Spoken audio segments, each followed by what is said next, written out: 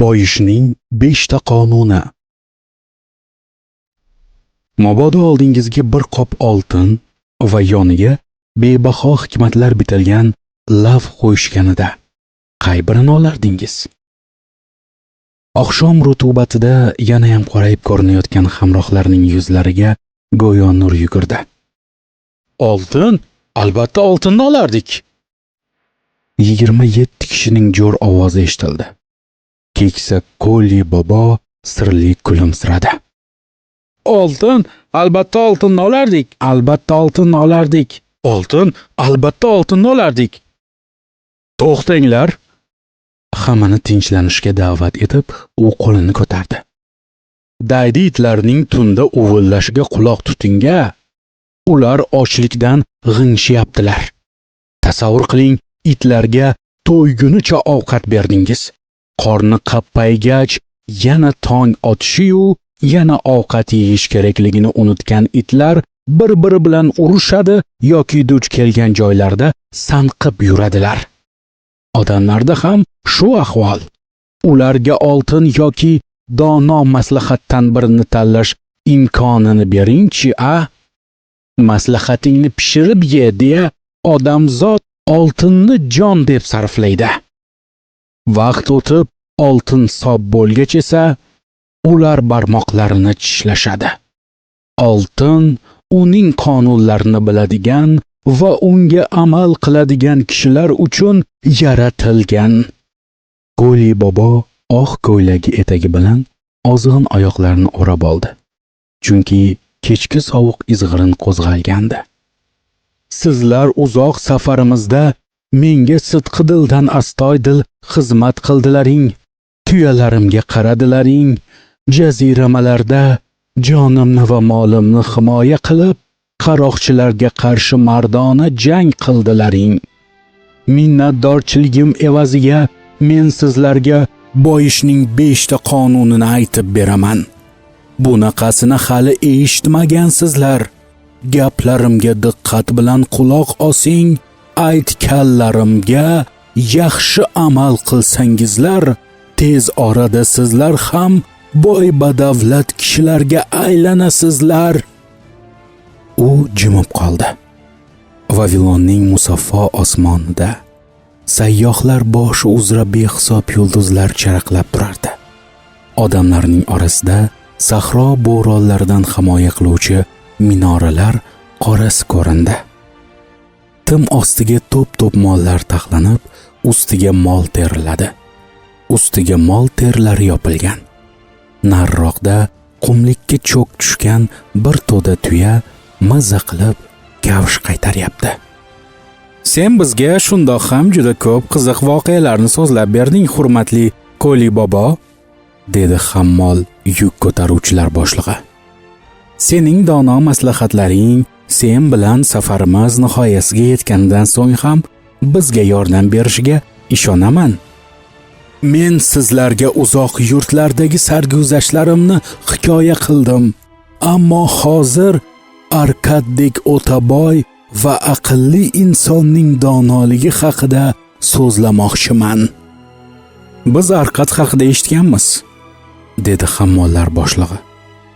Aytishlaricha u Vavilonda yashagan insonlarning eng badavlati bo'lgan ekan. To'g'ri, Arkad hammadan ham boy edi, chunki u boyishning qonun qoidalarini bilardi. Endi men Arkadning buyuk donoligini so'zlab beraman. O'zim esa bu haqida yoshligimda Arkadning o'g'li Nomazirdan eshitganman.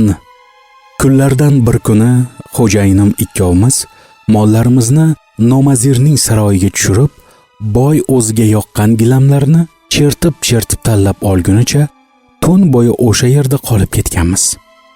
Nihoyat Nomazirning ko'ngli to'lib, xaridi tugagach, u bizni o'z dasturxoniga muzdek sharobdan totishga taklif qildi. O'shanda Nomazir otasi Arkadning buyuk donoligidan so'zlovdi. Endi esa men sizlarga aytib beraman. Vavilonda o'zingiz bilasizlar, boy kishilarning o'g'illari merosga ega bo'lishlarini kutib, ota-onalari bilan birga yashashadi. Arkad bu odatni yoqtirmasdi.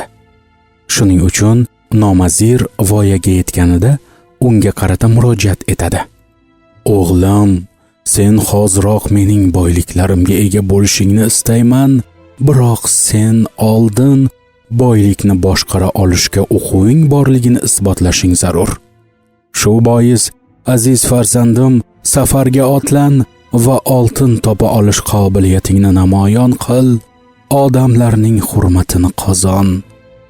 Avvalo, yoshligimda o'zim musvo bo'lgan 2 imkoniyat beraman. Birinchisi, mendan bir xalta tilla olasan. Agar ulardan aql bilan foydalansang, tillalar sening kelajakdagi muvaffaqiyatingning garoviga aylanadi. Ikkinchisi, senga dono maslahatlar bitilgan lavh sovg'a qilaman. Ya'inkim lavhga boyishning 5 ta qonuni yozilgan. Agar o'gitlarga qat'iy amal qilsang, oltinlarni saqlab qolishdan tashqari, ularni ko'paytirib ham olasan. 10 yildan so'ng huzurimga qaytib kelib, barcha qilgan ishlaring haqida hisobot berasan.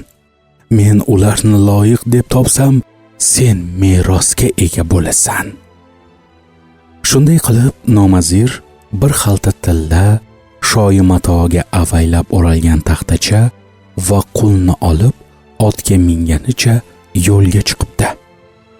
Oradan 10 yil o'tib, kelishganidek, nomazir otasining uyiga qaytdi. Otasi uning sharafiga do'st-u yoronlar va qarindosh urug'larni chaqirib katta ziyofat uyushtirdi. Yeb-ichib bo'lishgach, Arqad xotini bilan ulkan zalning to'ridan joy olishdi.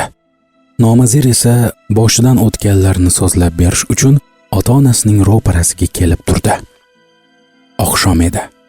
Xira yorug' ulkan xonaning shipi yog'li chiroqlardan chiqayotgan isga to'la.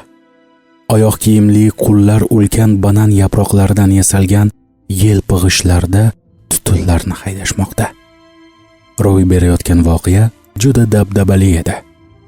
Nomazirning xotini, 2 o'g'li va oshna og'aynilari hikoya eshitish maqsadida orqaga to'shalgan gilamlarga o'tirishdi. Aziz otajon, cheksiz hurmat ila gap boshladi nomazir. Men sizning donoligingiz oldida tiz cho'kaman. 10 yil oldin balog'at bo'sag'asida turganimda boyligingizga tekin tomoq merosxo'r bo'lib, yallo qilib yurish o'rniga siz meni safarga chiqarishga, hayotda o'z o'rnimni topishga undagan edingiz. Oltinlaringizdan foydalanish huquqini berdingiz, dono maslahatlaringizni ayamadingiz. Ammo tillalar, otajon, tan olaman, ular bilan juda qiylandim. G'o'rligim bois tillalar mening kissamda turishini xohlamay, go'yo yosh ovchi cho'chitib yuborgan yovvoyi qushlardek qochib ketishdi. Arqad sirli jilmaydi. Davom et o'g'lim, barcha ikir-chikirlargacha ayt. Men o'z qobiliyatimni sinab ko'rish maqsadida Niniveyaga endi rivojlanib borayotgan shaharga yo'l oldim. O'sha tomonga ketayotgan savdo karvoniga qo'shilib, ancha-muncha do'stlar ham orttirdim. Hamrohlarim karvondagi 2 tadbirkor o'smirlar haqida og'izlaridan bol tomib gapirishdi. Darrov ular bilan tanishdim. Ikkovining oppoq tulporlari hammaning otlaridan o'ta go'zalligi bilan ajralib turishdan tashqari, shamoldan ham tez edilar. Safarimiz davomida 2 jo'ra menga bir sirni ochishdi. Aytishlaricha, Niniveyada yashovchi bir boyning oti hali biror marta poygada yengilmagan ekan. Bundan kibrlanib ketgan boy butun Vavilon podshohligida o'zining tulporiga yetadigani topilmasligini e'lon qilib, poyga uyushtirayotgan va unga juda katta miqdorda oltin tikibdi. Yangi do'stlarim ikkovining uchqur oq tulporlari Niniveyalik boyvachchaning eshak sifat otini osongina yenga olishini maqtanib, menga iltifot ko'rsatishdi. Ya'ni ularga sherik bo'lishimni taklif qilishdi. Men ham jon deb rozi bo'ldim. Musobaqada qatnashdim. Otajon, bizning otimiz sharmandalarcha yengildi. O'zim esa deyarli hamma oltinlarimdan ayrildim. Hikoya shu joyga yetganida Arqad xoxolab kulib yubordi. Keyin ma'lum bo'lishicha, bularning hammasi usta tovlamachilarning ishi ekan. Ikkitasi doimo savdo karvonlariga qo'shilib olib, sayohat qilib yurishar, menga o'xshagan go'l laqmalarni izlab topishib, tuzoqqa ilintirishar ekan. Niniveyalik boy ham ularning sherigi bo'lib, keyin mutaxamlar o'ljani 3 ga bo'lishar ekan. Bu qalloblik menga hayot o'rgatgan birinchi dars bo'ldi. Ammo tez orada undan-da achchiqroq ikkinchi saboqni oldim. Karvonda yana bir yosh yigit bilan ham tanishgan edim. Badavlat oilaning farzandi bo'lgan yigitcha ham Niniveyaga xuddi menga o'xshab hayotda o'z o'rnini topish maqsadida yo'l olgan ekan. Shaharga kirib kelgan kunimizning ertasiga tanishim menga yangilik aytib qoldi. Merosxo'ri yo'q davlatmand bir kishi vafot etibdi. Endi uning mol-mulkini arzon garovga sotib olish imkoni bor ekan. Do'stim menga teng huquqli sherik bo'lishni taklif qildi, biroq o'zi oldin Vavilonga borib, tilla olib qaytish kerak edi. Daromadli ishni qo'ldan boy bermaslik uchun u mening tillalarimdan foydalanishni maslahat berdi. O'z oltin ulushini keyinroq qo'shishini va'da berdi. Oradan oylar o'tsa ham sherigim Vavilonga borishni xayoliga keltirmas, buning ustiga o'zining noshud tojir va yalqovligini namoyon etdi. Oxir-oqibat sabrim sob bo'lib, uni haydab yubordim. Bu vaqtga kelib, ishlar chappasidan ketgan, omborxonada yaroqsiz mollar qolgan, yangi sifatli mol sotib olishga esa tillalar tugab bo'lgandi. Qolgan qutgan mollar u savdo rastalarimni bir yahudiyga arzon garovga sotib yubordim. Otajon, keyin hayotimda og'ir kunlar boshlandi. Men tinimsiz yumush axtarardim, lekin na bir hunarim borligi va na pul ishlab topishga o'quvim yo'qligidan hech qayerda o'rnasha olmadim. Men otlarimni, keyin xizmatkorimni sotib yubordim. Keyin yemak va tunashga joy topish uchun ortiqcha kiyimlarim ham sotildi. Ammo yo'qchilik kundan kun yoqamdan mahkam bo'g'a boshlagan edi. Mana shunday mushkul damlarda o'z bor e'tiboriga ega inson bo'lib yetishganimga ishonib, meni uzoq o'lkalarga safarga yuborganingiz esimga tushdi otajon. Axir sizning ishonchingizni oqlashim kerak edi-da. Nomazirning onasi boshini quyi solib, yuzini kaftlarida berkitganicha piq-piq yig'lardi. Nomazir bir lahza jim qoldi. Shunda shoyiga o'ralgan boyishning 5 ta qonuni yozilgan taxtachani berkitgan joyimdan oldim. Unga bitilgan dono maslahatlarni o'qib chiqib angladimki, agar shu ishni ertaroq qilganimda tillalarim yo'qolmas ekan otajon. Har bir qonunni yodlab olib, mabodo omad menga kulib boqsa, yoshlik g'o'rligi emas, yetuklik tajribasi menga dasturi amal bo'lishiga qat'iy ishondim. Shu oqshom xonadonimizga to'plangan yoru birodarlarning foydasi uchun otam menga 10 yil avval yozib bergan oqil maslahatlarni o'qib beraman. Boyish qonunlari. Ishlab topgan boyliging 10dan 1 qismini o'zining va oilasining kelajagi uchun qayg'urib, bir chetga olib qo'yadigan kishiga tillaning o'zi intiladi. Tilla uni oqilona rejalarga dastmoya qilgan aqlli kishilarga naf keltiradi. Tilla himoyaga muhtoj. Shu bois ehtiyotkorlikni va tajribali tadbirkorlarning maslahatini ma'qul ko'radi. Ishbilarmon, ammo o'zi tushunmaydigan sohalarga ishlashga majburlashini tilla yoqtirmaydi. Oson boyishdek xom xayol, rejalar u yetib bo'lmas havaslarga boyligini sarflagan kishidan tilla qochadi.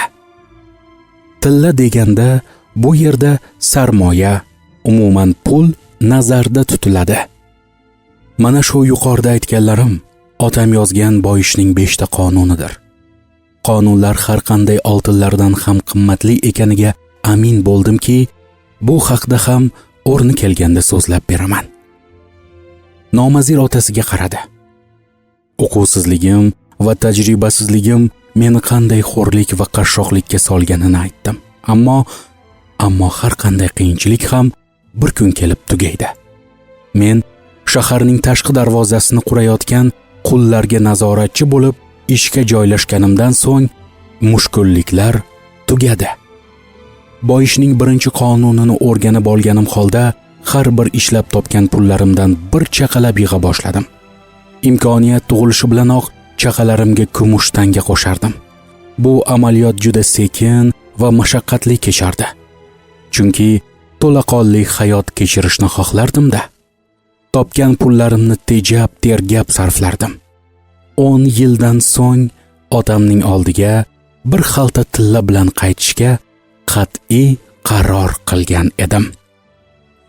Bir kuni meni tanishib olgan nazoratchilardan biri "Sen yosh bo'la turib, pullaringni deyarli sarf qilmayapsan-a? Bir qismini yig'yapsanmi?" deb so'rab qoldi. "Ha", dedim men. Ahmoqligim tufayli otam bergan pullardan musvo bo'ldim. Endi eng katta orzuyim rosa ko'p tilla yig'ib, yuzimni yorug' qilish. "O, maqsading ulug' ekan. Yiqqan pullaringni ishga solib, yana ko'proq tilla topish mumkinligini bilasanmi?" G'o'rligimdan otamning tillalari meni tashlab ketdi. Yana o'shnaqa voqea qaytarilib, cho'chib qolishdan qo'rqaman. "Agar menga ishonsang, pullaringni ishga solib daromad olish yo'llarini o'rgataman", dedi u. 1 yildan so'ng shaharning tashqi devorini qurish ishlari tugaydi. Keyin har bir kirish postiga shaharning dushmandan himoya qila oluvchi bronzadan yasalgan darvozalar o'rnatiladi. Niniveyada bu darvozalarni qurish uchun metal yetishmaydi. Reja moddiygina. Biz bir necha kishilar tillalarimizni qo'shib, uzoqda joylashgan Misva qal'a koniga maxsus karvon bo'lib boramiz. Keyin shaharga uning darvozalari uchun metal olib kelamiz. Podshoh darvozalar tayyorlashga buyruq berganda faqat biz metal topib bera olamiz. Hukmdor metal uchun katta haq to'laydi. Mabodo podshohimiz bizdan metal sotib olishni xohlamasa, baribir molimizni bozorda katta foydasiga sotishimiz mumkin. U shunday deya meni ishontirdi. Bu taklifda men 3-qonun, tajribali tadbirkorning maslahatidan foydalanish imkonini ko'rdim va unga amal qilib yutqizmadim. Tijoriy amaliyotimiz muvaffaqiyatli chiqib, mening kamtarona jamg'armam ancha boyidi. Keyin men o'sha guruh tarkibida boshqa manfaatli reja tadbirlarda ham qatnashdim. Mening sheriklarim qaysi sohaga pul tikishsa, foyda olishni biladigan usta tadbirkorlar ekan.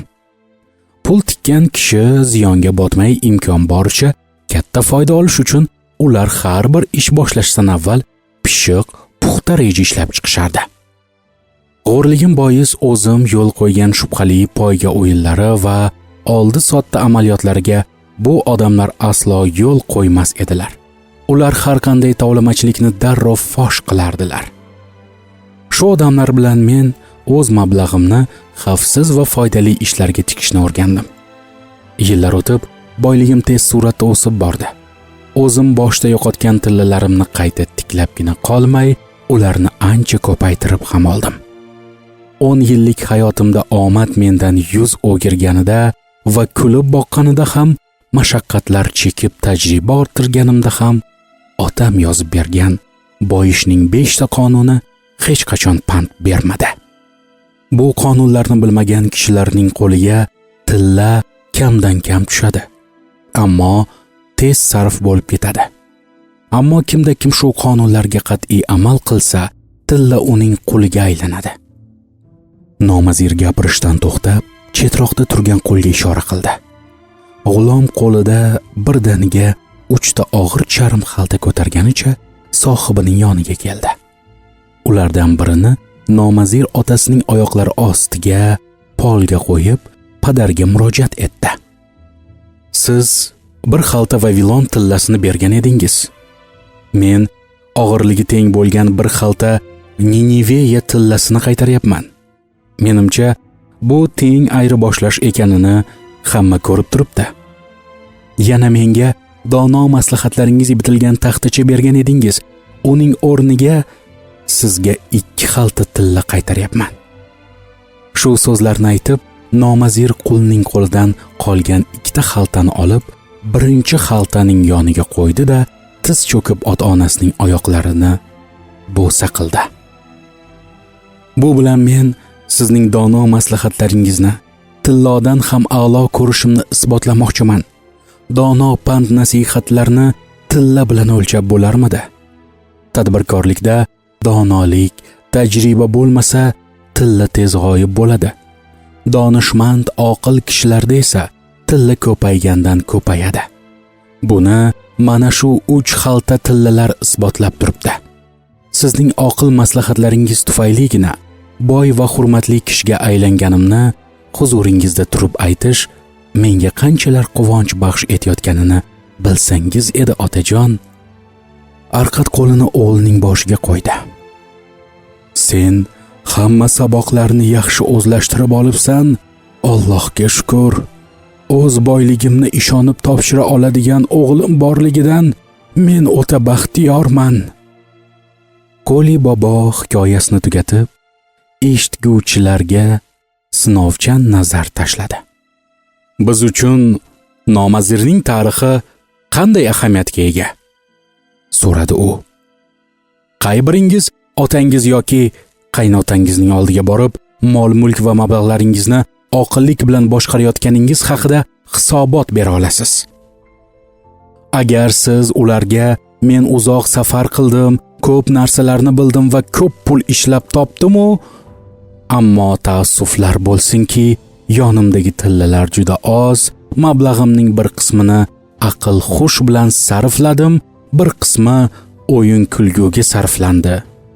Lekin tillalarning kattagina miqdorini ahmoqligim tufayli yo'qotdim desangiz, otangiz yoki qaynotangiz nima deb o'ylashadi? Agar shu paytgacha faqat taqdir qismatning xohishiga ko'ra kimdir boy badavlat, kimdir esa kambag'al qashshoq bo'ladi deb o'ylayotgan bo'lsangiz, qattiq adashasiz. Boyishning 5 ta qonunini bilgan va unga qat'iy amal qilgan insongina davlatmand bo'ladi. Yoshligimdan shu qonunlarni bilib olib, to'xtovsiz amal qilib kelayotganim uchun men omadli savdogarga aylandim. Hamisha yodingizda saqlang. Tez kelgan boylik tez ketadi. Egasiga quvonch baxsh etuvchi davlat asta-sekin mukammal bilim va og'ir mashaqqatli mehnat orqali yig'iladi. O'zgalar kuchi, mablag'i, boyligi hisobiga to'plangan, qo'lga kiritgan dasmoyalar hech qachon kishiga moddiy va ruhiy halovat bag'ishlamaydi. Aldamchi tovlamachilar bir kun it azobida o'lib ketishadi. Pul ishlab topish aqlli, mehnatkash kishi uchun rohat baxsh mashg'ulotning o'zidir. Biroq topilgan mablag'ni asrab qola olish, uni ko'paytirish qobiliyati hammaga ham nasib qilmagan. 5 qonunning har biri chuqur ma'noga ega. Ularning zamiridagi zakovatni ko'ra olganim uchun men 5 qonunni yoddan bilaman. Men hozir aytadigan so'zlarni takror bo'lsa-da, yaxshilab o'qib oling, toki yana qaytarishimga to'g'ri kelmasin. Boyishning birinchi qonuni. Ishlab topgan mablag'ing 10dan 1 qismini o'zining va oilasining kelajagi uchun qayg'urib bir chetga olib qo'yadigan kishiga tillaning o'zi intiladi. Kimda kim ishlab topganining 10dan 1 qismini doimo bir chetga yig'ib borsa va to'plagan mablag'ini manfaatli tadbirkorlik rejalariga dastmoya qilsa, yig'ayotgan boyligi asta-sekin kattalasha boradi. Keyin boylik sohibi narigi dunyoga ketganida ham oilasi shu mablag' hisobiga qiynalmay kun kechiradi. Bu qonun tilla xuddi shunaqa xususiyatga ega kishilarga intilishni tasdiqlaydi. Men buni o'z hayotim misolida isbotlashim mumkin. Qancha ko'p tilla yig'sam, ular menga ishlab ko'payib boraveradi. Men topganlarimni 10dan 1 qismini yig'ib borib, ishga solgan tillalarim menga yanada ko'p tillalarni yetaklab keldi. Aynan mana shugina birinchi qonunning asl ma'nosidir.